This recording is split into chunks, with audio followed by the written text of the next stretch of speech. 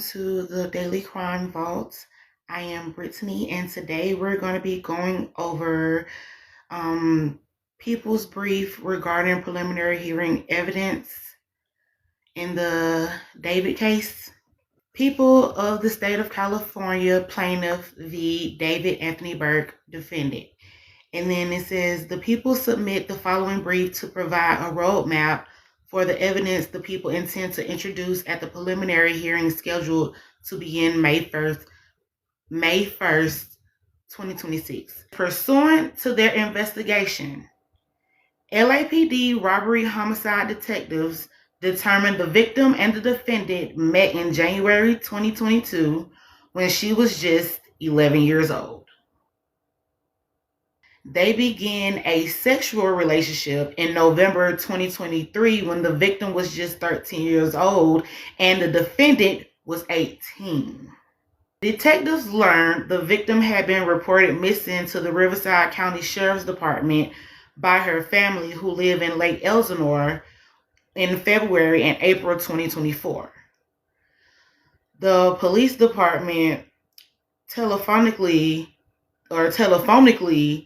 contacted defendant on February 17, 2024 after they identified a phone number in the victim's phone records that belonged to him. During the call, defendant claimed he had spoke to the victim last on February 13th or 14th, 2024, but stated he was unaware she was a minor or that she had been reported missing. The police department advised him that Los Angeles Sheriff's Department deputies would be coming to his home. On that day, defendant was living in West Hollywood. The police department requested that the LA Sheriff's Department conduct a welfare check at the defendant's home. The Los Angeles Sheriff's Department deputies went to defendant's home that night at 8:15 p.m. and informed him the victim was a 13-year-old runaway. Defendant again claimed he was unaware. Do y'all believe that he didn't know that she was underage? Oh, I'm sorry. That wasn't at the end of the sentence. I'm sorry, y'all. Defendant again claimed he was unaware she was a minor and he had only met the victim once in person in November of 2023. However, defendant showed deputies a yearbook photo of the victim he had on his cell phone. Although he claimed to be unaware of where the victim was at the time, she returned home 2 days later. Despite being informed by law enforcement the victim was only 13, defendant continued to pursue her. After the victim returned home in February 2024, her parents took her cell phone away. Defendant drove to Lake Elsinore and paid a junior high school student in the victim's class $1,000 to give the victim a cell phone defendant purchased so they could stay in contact. Throughout 2024, the victim spent a significant amount of time with defendant, including summer weekends at his home in the Hollywood Hills and traveling with him to Las Vegas, London, and Texas to meet his family. So if she met his family, do you think that they know that she was underage? And I wonder if they'll be called to testify. Text exchanges between the victim and defendant contain references to sex, pregnancy, abortion, and use of the Plan B emergency contraceptive. There are also explicit photographs documenting and corroborating their sexual relationships. In November 2024, defendant and the victim broke up, although they continued to communicate, and text messages suggest they also continue to have sexual relations. April 23rd, 2025 is likely the date of the victim's death and when all her cellular activities ceased. The night prior, April 22nd, 2025, defendant and the victim engaged in a lengthy argument described in detail in their text messages. The message reveals the victim's jealousy over defendant's relationship with other women, as defendant led her to believe they had a future together. She became extremely upset and threatened to disclose damaging information about her relationship with defendant to end his career and destroy his life. Defendant's first audio album was due to be released on April 25th, 2025. He had an emerging multi-million-dollar career already in progress. He also had multiple product endorsements, which were highly profitable. At approximately 8:40 p.m. on April 23rd, 2025, defendant sent an Uber to transport the victim from her Lake Elsinore home to his residence. They communicated before and during Uber ride, which dropped her off at defendant's Hollywood homes around 10:10 p.m. At approximately 10:30 p.m., defendant sent text messages to the victim inquiring where she was. The people contend this was a part of defendant's premeditated plan to cover up the murder, as she was already dead by this time. Knowing he had to silence the victim before she ruined his music career as she had threatened, very soon after her arrival at his home, defendant stabbed the victim to death multiple times and stood by while she bled out. At no time did he call law enforcement or 911 or take her to an emergency room to attempt to save her life. Despite knowing she was dead and her family was trying to find her, the evidence will show defendant lied and claimed he didn't know where she was. In fact, defendant drove to Santa Barbara County immediately after the victim died, attempting to dispose of her property and destroy evidence. At approximately 11:30 p.m. on April 23rd, 2025, he drove away from his home as he texted and called the victim's phone, asking where she was. Again, these were acts calculated and planned to set up his defense within a very short timeline after the victim's vicious murder. Defendant drove his Tesla north on the 101 highway to San Marcos Pass Road, SR-154 near Lake Kahuma. I'm not sure if I'm pronouncing that right, in Santa Barbara County. He returned home earlier the following morning on April 24, 2025, before going to a radio interview for the release of his album that week. He sent 2 additional texts to the victim's phones that day, which obviously went unanswered because she was already dead. After April 26, 2025, defendant never attempted to contact her again. Tellingly, defendant subsequently purchased tools to carry out his plot to dismember and dispose of the victim's body. On April 24, 2025, defendant ordered a shovel from Home Depot that was delivered to his home from Postmates. On May 1st, 2025, defendant ordered and subsequently Amazon delivered 2 chainsaws to his home. On May 5th, 2025, defendant ordered and Amazon subsequently delivered a body bag, heavy-duty laundry bags, and a blue inflatable pool to his home. He made these purchases under the fake name Victoria Mendez. On May 8th, 2025, defendant returned to the same area in Santa Barbara County, leaving his home around 11:30 p.m. He returned to the area again on May 31st, 2025. This is an isolated site. Off SR-154, where the victim's identification was subsequently discovered in January 2026.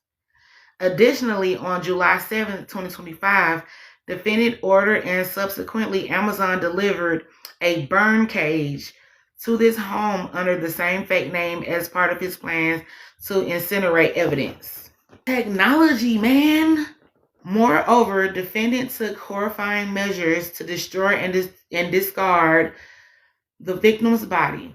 After placing her body into the blue inflatable pool to prevent her blood from spilling onto his garage floor, defendant used a chainsaw and perhaps other tools to cut off her limbs.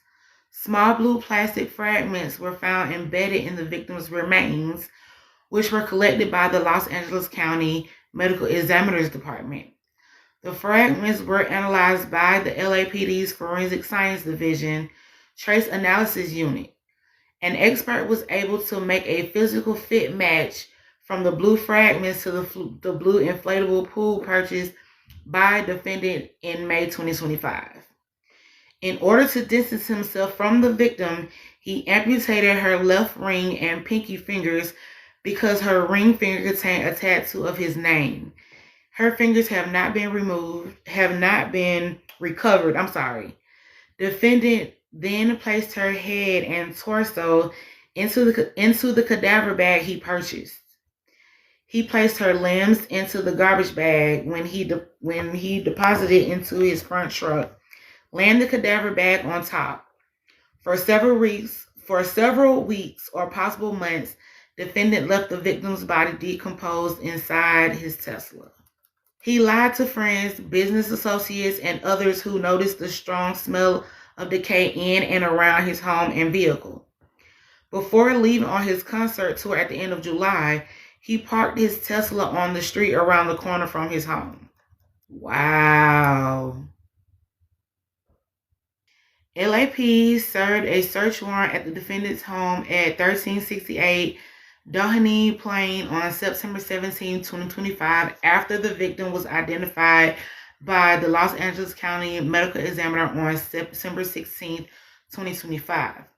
Inside the garage, detectives discovered evidence consistent with the dismemberment of the victim's body in the inflatable pool, which contained multiple linear cuts. Several biological samples which tested positive for blood were collected within the garage area. DNA analysis determines that various samples match the victim's unique genetic profile. On December 9, 2025, the medical examiner ruled the victim's death a homicide caused by 2 penetrating injuries to the torso. On January 17, 2025, the victim's U.S. passport card was found by a Caltrans worker off SR 155 in Santa Barbara County. The people will present the following evidence at the preliminary hearing, including, but not limited to, the description of photographs depicting the victim naked, as well as while she was engaged with defendant in sexual activities when she was 13. As this evidence constitutes CSAM, the photographs themselves will not be presented. While all possible charges that could be proven were not filed, the CSAM is proof of their ongoing sexual relationships with the victim while the victim was 13 and 14 years old. Numerous text messages between defendant and the victim evidencing their sexual relationship, pregnancy, abortion, and use of Plan B emergency contraception. Messages through March 2025 prove defendant continued to manipulate the victim as she messaged, "All we do is have sex and just hang out, man. I want more than that for myself." These messages were obtained from defendant's iCloud data. Defendant's cellular activity and communications derived from defendant's iPhone and Tesla, which demonstrate defendant's activities from April 22nd, 2025 through April 24th, 2025, including a trip to Santa Barbara County in the middle of the night after the victim arrived at his Hollywood Hills home. Surveillance video of defendant driving his Tesla on July 29, 2025 for the last time before parking the vehicle and leaving on tour at the end of July. DNA evidence developed from bloodstains collected from defendant's garage which matched the victim's genetic profile. Proof of defendant's Amazon purchases and deliveries to his residence, including 2 chainsaws, a body bag, an inflatable pool, heavy-duty laundry bags, and a burn cage after April 24, 2025. Proof of defendant's purchase and delivery from Postmates of a shovel from Home Depot to his home on April 24, 2025.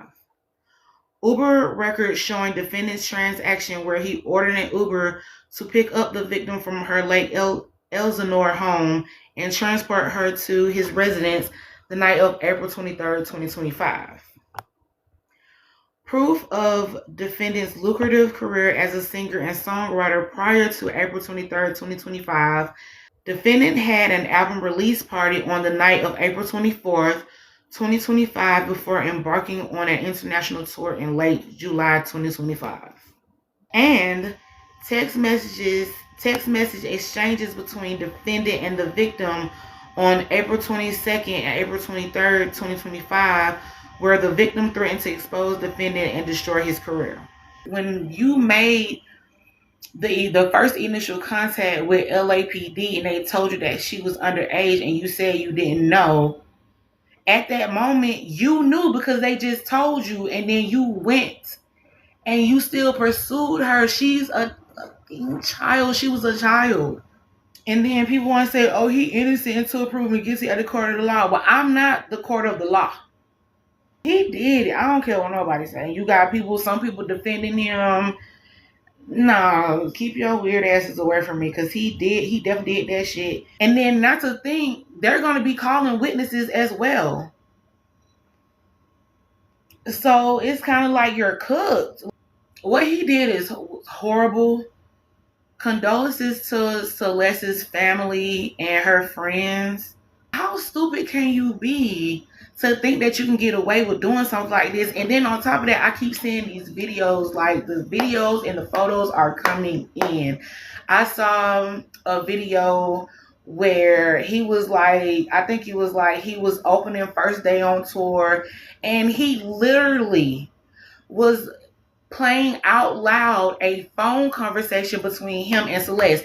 Now, people swear up and down that it was not Celeste, but they compared the voices like it's a video that been circulating around of Celeste and David streaming, and they she spoke on the stream and they compared the voices. That is her. He played their conversation out loud at the beginning of his show on tour. What kind of shit? Oh my gosh. Stop. How crazy can you be? And then he was just in court maybe a day or two ago, if I'm not mistaken. And then before his court date, he put in a request for a glam squad or to get a haircut. No! Bring your rabbit ass in here and sit the fuck down. You're going to prison. What are you gonna say in his defense? Oh my goodness. To be a juror on that case. What is this world coming to? You know what? I think it's time for either the fucking rapture or the goddamn apocalypse at this moment. Sound off the goddamn purge sirens. Do something. It's a clusterfuck. It's too much. Applause to LAPD.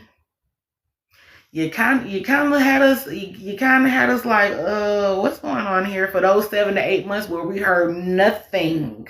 We ain't hear jack shit about this case. Y'all was gathering up all that evidence. And gathering evidence takes time depending on what it is that you're looking for. So kudos to y'all. Kudos. I love to see it.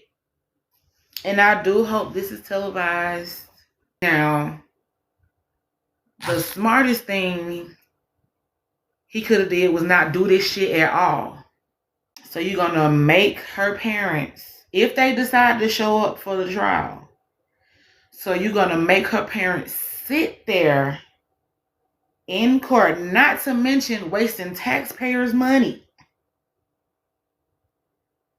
You're going to make her parents sit in court and listen to what you have done to their baby girl. That's some sick shit. Her parents said they did not know him and they did not receive any money from him, contrary to what they were saying back when this case first started. It was rumors going online that he paid the parents, he paid the child from her school, he was giving out money, blah, blah, blah, blah, blah, blah. But that is not true. Her family said that's not true. They didn't receive any money from him. They don't even know who he is. But his parents know who she is. So guys, what do you think about this case? He's cooked. It's too much evidence. Thank you guys for joining me here at the Daily Crime Vault. And I will see you guys next time. Spread love and peace, but stay dangerous. Bye.